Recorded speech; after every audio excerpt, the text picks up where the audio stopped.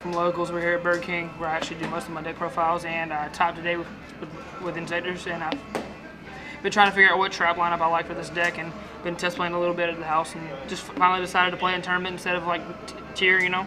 So we're gonna go ahead and dig into it. First off, we start off with the 3 centipedes, obviously. Searcher of the deck. Best card in the deck, honestly. Ladybug, the combo piece with it. You want to open up with these cards, or somehow to make this happen. This card helps you do so many combos for the extra deck, and it's just ridiculous, honestly. My favorite card in the deck. 1 Dragonfly, 1 Hornet, 1 Gigamantis, 1 Hopper. This is the best ratio for Inzektors, and I wouldn't change anything in this right now, but add more of this, and then that would be making my deck just so much better. But I can't ask for that, I guess. Konami says we don't need to have our own time again. 10 Inzektors. It's the best number right now. 3 Mathman.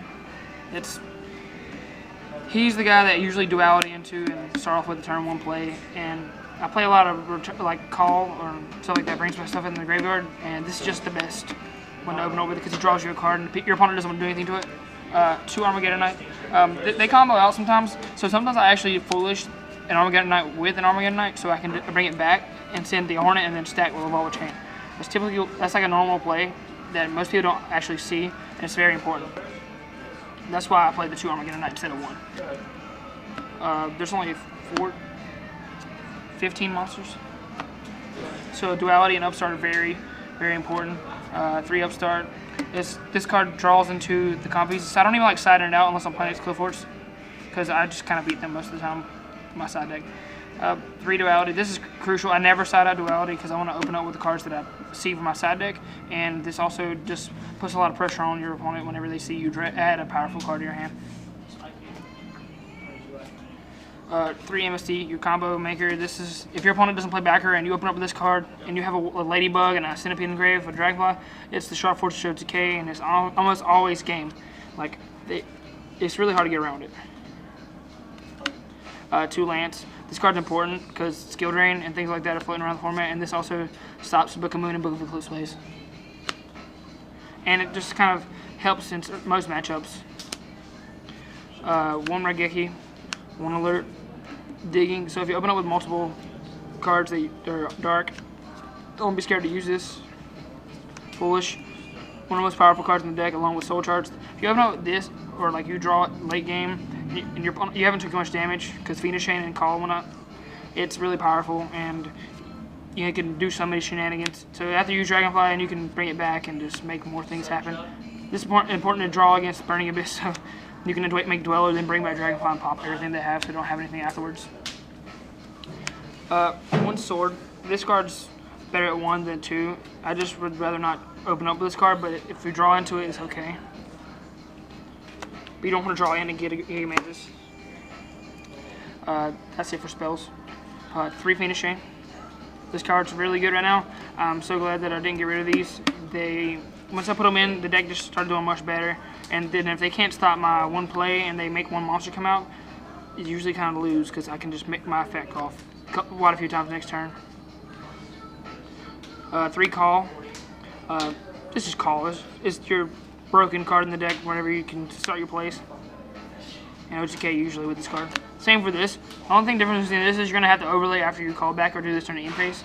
It's also really good with Mathematician and Armageddon Knight. So whenever your opponent attacks your Mathematician and they have another monster on board and you draw a card, you can bring it back, draw another card, and they really don't want to attack it. So, and you're going to sometimes be at Dragonfly, it's got a big booty.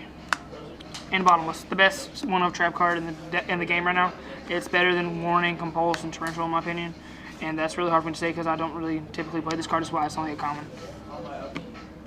40 main deck. Wouldn't change it. 1 Alucard. Just make this against dolls and stuff like that. Even though it's kind of bad against dolls because they can shut off usually from the deck when they normally wouldn't be able to. But then you can pop it afterwards. I made this quite a few times in playtesting. Engineer. Just a really good card. Protects Dragonfly. 1 Levier. Whenever they DD Crow you or something, this is very important. Alistair Golem to get around the Fiends. Stuff like that, like Match GC mostly. Leviathan, your combo player. combo, so you just detach Dragonfly, bring it back. Master Key Beetle, you can lock down things on the side deck, and it's just broken, honestly. Castell, it's just most versatile rank 4. Dweller, one of your most important rank 4s, along with the Exton and Lavalva Chain. Honestly, these are the best rank 4s you can play on the deck. You don't really need anything else. Maybe Arachno Zero is an option, but I don't think you actually really need it. Not when I play Fiendish Chain right now. Exit Stack, card's really powerful. You can do so many shenanigans with this card. It gets really, really strong if you have Giga Mantis in hand. Durandal, this card is so powerful against Neckers. If you pop the Unicorn and then you drop this, you can shuffle their hand in, so whenever they try to Valk you. Volcasaurus, broken. Fortress, OTKs, and God Dragon. This is the best setup for extra deck, in my opinion. I've been playing this deck for so long.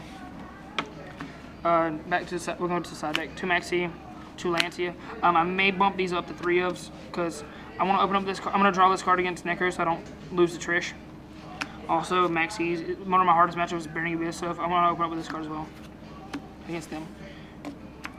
Triple Twister. One of the most powerful cards in my side deck because I can just pop off my things if I don't have anything on their side of the field to pop and combo off a game with Dragonfly and Giga Mantis. Snatch. It's not very good against everything right now, but this card's really powerful against Cliff Wards and things where you typically don't want to. We want to take their monsters. Like, it's decent against Burning Abyss. It's decent against, like, not Ritual Beast. You know, anything that's not Ritual Beast or USN Juice. Night Beam. This is gonna become something else. Didn't side it in today, but it's a good card. Emptiness is just staple against Necros, honestly. And you just want to draw like one of the outs, like a Lancia or a Emptiness, along with Iron Walls, a good card against them. And I kind of fixed up the side deck lately, so I had 3 and 3 cards that were just inside, including the Night Beam and the 2 T-Rollers. This card is good, but it's not as good as, because you want to go second against Necros, so you're not going to have this card set. I'd rather have a hand trap. And that's it for the Inzektor deck profile. If you have any other questions, you can please PM me, comment down below, and let me know what you think. Peace.